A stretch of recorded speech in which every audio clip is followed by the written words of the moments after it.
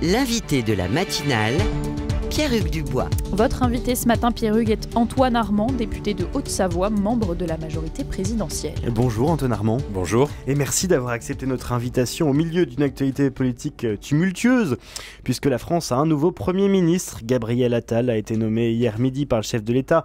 Charge à lui maintenant de constituer un gouvernement. À 34 ans, c'est le plus jeune Premier ministre de la Ve République, une association fulgurante. Est-ce que Gabriel Attal est le miroir d'Emmanuel Macron ? Gabriel Attal est l'un des héritiers d'Emmanuel Macron. Il est issu des rangs de la majorité. Il est d'ailleurs l'illustration que notre majorité a su produire des talents politiques appréciés des Français, fondés sur les résultats. Je pense que c'est très important. On a eu Édouard Philippe, Jean Castex, Elisabeth Borne qui avaient leurs propres histoires politiques. Et l'illustration que nous avons depuis hier avec Gabriel Attal, c'est une majorité politique qui a su créer de nouveaux talents avec à nouveau le dépassement des clivages. Gabriel Attal, comme de très nombreux Français quand vous en discutez avec eux, quand il prend des mesures, quand il lutte contre la fraude sociale ou quand il lutte contre la fraude fiscale, il ne se dit pas que c'est de droite ou de gauche. Il le fait parce qu'il a fait un constat clair et qu'il en tire des solutions concrètes dans l'intérêt des Français. Quand on est si jeune, peut-on sereinement, pleinement habiter le rôle de Premier ministre ?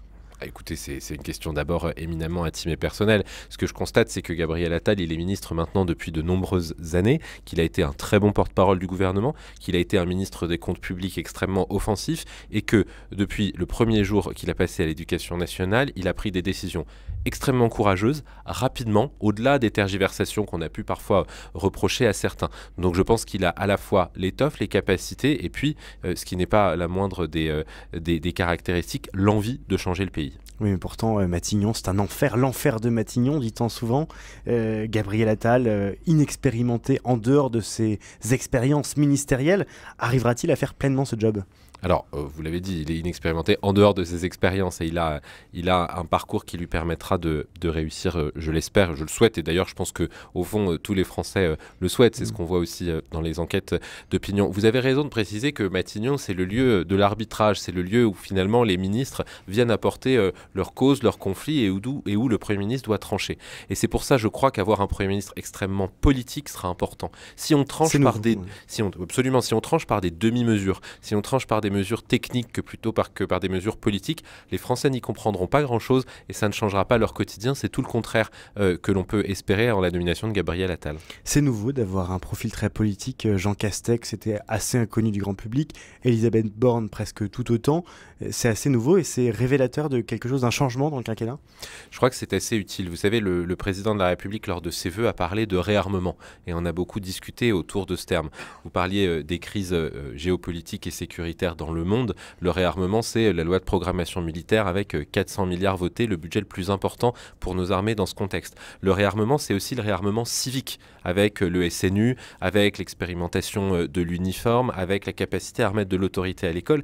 Et puis, c'est le réarmement industriel de l'emploi parce que la cohésion de la nation, elle passe par le retour de l'émancipation sociale, la capacité à faire cohésion. Et je mentionnerai que ce dossier, mais en arrivant sur votre plateau, j'entendais que 2 personnes cette nuit étaient mortes de froid. Le ministre du Logement qui était en poste avant-hier a annoncé des millions d'euros supplémentaires pour l'hébergement d'urgence. Je pense que ça fait partie des questions qu'il faut qu'on se pose pour la cohésion de notre nation, que la crise du logement, que la capacité à aller vers le plein emploi. C'est ça qui, au fond, continuera à nous permettre de faire nation.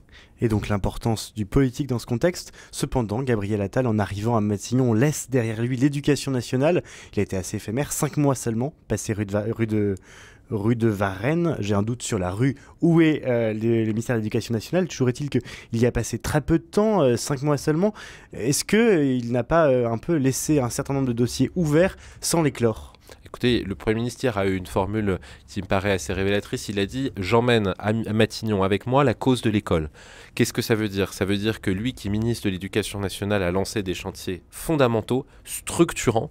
Eh bien, il emmène avec lui à Matignon cette cause. Et comme chef de gouvernement, il la portera encore plus fortement comme ministre de l'Éducation rue de Grenelle. Rue de Grenelle, exactement. J'étais en train de chercher en parallèle. C'est bien rue de Grenelle qui est le ministère de l'Éducation nationale. Ça, c'est pour Gabriel Attal. Il y a aussi l'opposition et Jordan Bardella qui est là. Est-ce une façon pour la Macronie de proposer un contre Jordan Bardella? Jordan Bardella n'a pas 30 ans, il est candidat aux européennes, il est aussi très populaire, c'est aussi un as de la communication. Est-ce que Gabriel Attal, c'est le miroir de Jordan Bardella?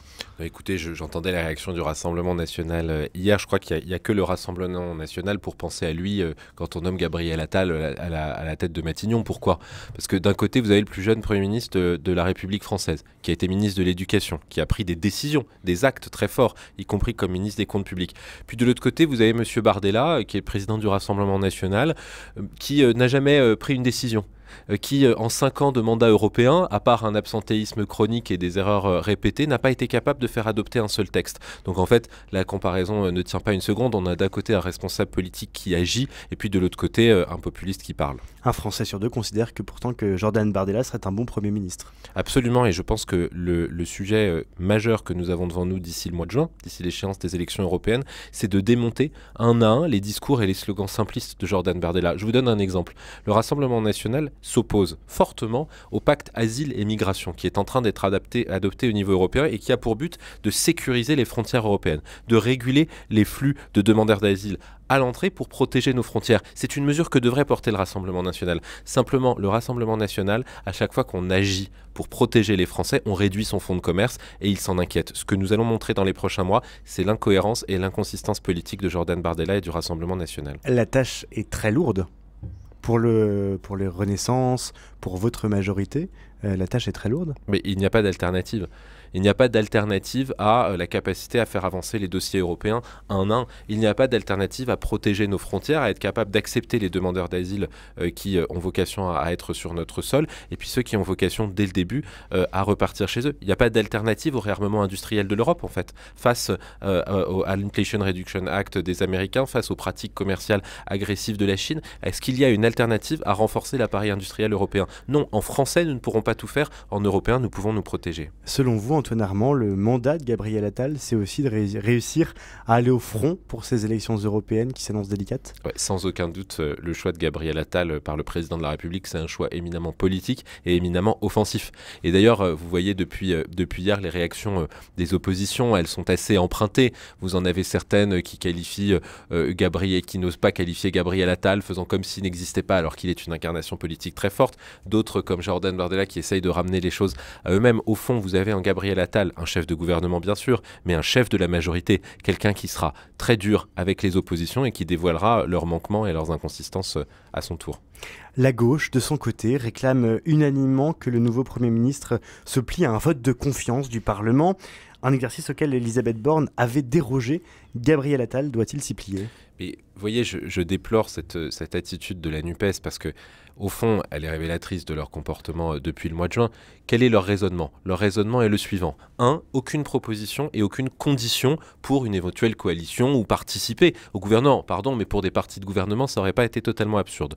2. Demander un vote de confiance, alors que 3. Elle s'oppose d'ores et déjà à toute la politique qui n'a pas encore été annoncée par Gabriel Attal. C'est un piège un peu grossier dans lequel je ne suis pas sûr que nous rêvions de tomber dans la majorité. Pourtant, déroger à un vote de confiance du Parlement, c'est symbolique. Alors, c'est pas une dérogation, pardon, c'est pas une obligation. Il y a plusieurs ministres qui se sont présentés devant la représentation nationale et qui ont demandé un vote de confiance, d'autres qui ne l'ont pas fait. C'est une tradition. Dans un contexte de majorité relative où les oppositions n'ont pas la responsabilité de faire des propositions ou d'accepter des coalitions, je ne suis pas sûr que la situation se présente comme auparavant. Et justement, Gabriel Attal s'apprête à gouverner dans une assemblée avec une si faible majorité. La tâche sera très difficile pour lui. Est-ce qu'on est reparti pour de 49-3 en 49-3, comme on a connu avec Elisabeth Borne? Vous êtes un trop bon journaliste pour dire ça. Vous savez que sur la 50aine de textes que nous avons adoptés depuis le début du mandat, depuis juin 2022, tous les textes, hors texte financier et hors réforme des retraites, ont été votés, adoptés sans 49.3. Il n'y a que 6 textes, des textes financiers, qui ont été adoptés en 49.3 et la réforme des retraites. Ce que je veux dire, c'est que, rappelez-vous, encore en décembre, la fameuse loi immigration qui a tant fait parler, nous l'avons votée. Il n'y a pas eu de 49.3. Et donc les textes qui vont être présentés dès le début de l'année, je pense à l'agriculture, je pense au logement, je pense à la question énergétique, nous allons avoir pour but de les faire adopter et de les faire voter, tout simplement. Et vous y croyez encore, sans 49.3? Mais bien sûr, mais je crois surtout que les oppositions qui qui se disent de gouvernement ont une responsabilité écrasante. Et nous continuerons, texte par texte, à construire des majorités de projets sur des textes qui soient importants. Je vous donne un seul exemple. On va examiner la loi d'orientation de l'agriculture. Son but est très simple, permettre aux jeunes agriculteurs de mieux s'installer, parce que dans les 10 prochaines années, on va avoir la moitié des agriculteurs qui partent à la retraite. Est-ce que les oppositions vont nous aider à construire un texte et à l'adopter, ou est-ce qu'elles vont faire de l'opposition systématique sur le lot de l'agriculture française? C'est à eux qu'il faut poser la question aujourd'hui. Et nous sommes avec Antoine Armand, député Renaissance de Haute-Savoie. Gabriel Attal vient plutôt de l'aile gauche de la Macronie, Elisabeth Borne aussi, et pourtant elle a dû avaler quelques couleuvres. Quelle sera la ligne politique de Gabriel Attal? Mais la ligne politique de Gabriel Attal, ce sera la politique d'Emmanuel Macron qui n'a pas dévié depuis 2017. Alors je sais, j'en discutais avec des responsables de l'opposition, que pour certains qui sont comme restés bloqués en 2017, c'est un peu difficile d'envisager qu'on peut venir de la gauche et porter certaines mesures de droite, et venir de la droite et porter certaines mesures de gauche. Mais figurez-vous que nous sommes un peu plus de 200 dans la majorité parlementaire à l'Assemblée nationale, et que c'est notre histoire à tous et à toutes. Chacun vient plutôt de la droite, plutôt de la gauche, et fait un pas vers l'autre. Quand vous dédoublez les classes dans les zones prioritaires, est-ce que c'est une mesure de gauche ou est-ce que c'est une mesure de droite? Quand vous faites voter la loi immigration et que vous faites que les étrangers délinquants puissent être expulsés beaucoup plus facilement de notre territoire, est-ce que c'est une mesure de gauche ou de droite? Il y a un contexte politique, bien sûr, mais au fond, ce qui nous importe aujourd'hui, c'est d'agir avec autorité et avec pragmatisme, parce que c'est ça qui fait la force de la République. Dernière question, Antoine Armand. On dit que certains députés attendent frénétiquement que leur téléphone sonne. Est-ce que c'est le cas de vos collègues et peut-être de vous-même?